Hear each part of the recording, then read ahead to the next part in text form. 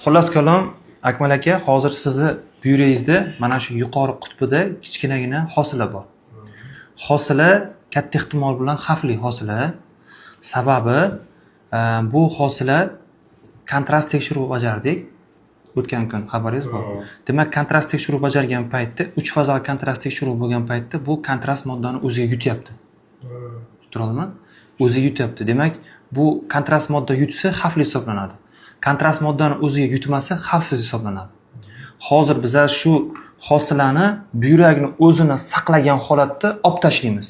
Bu zamonaviy tipdagi operatsiya hisoblanadi. Demak, boyagi xalq tilida lazer usulida deyiladi. Demak, mana shu buyrakni hosila joylashgan qismini, mana shu qismini mana shundoqligicha, mana shundoqligicha bu qismi olib tashlanadi va maxsus ip bilan tikiladi bu.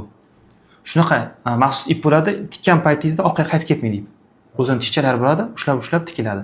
Shu buyrakni mana shu qismi olib tashlanadi va shu qismi histologik tekshiruvga beriladi. Uni tabiati aniqlanadi. Qanaqa o'sma, xavfli o'smani ham darajalari bo'ladi. Masalan, o'sish bo'yicha diferensirovka deyiladi. O'ta xavfli, o'rta xavfli, past xavfli bo'ladi. Shunga qarab turib, keyinchalik kimyoterapiya muolajalarini olish kerakmi, kerak emasmi, shu ham aniq bo'ladi keyin.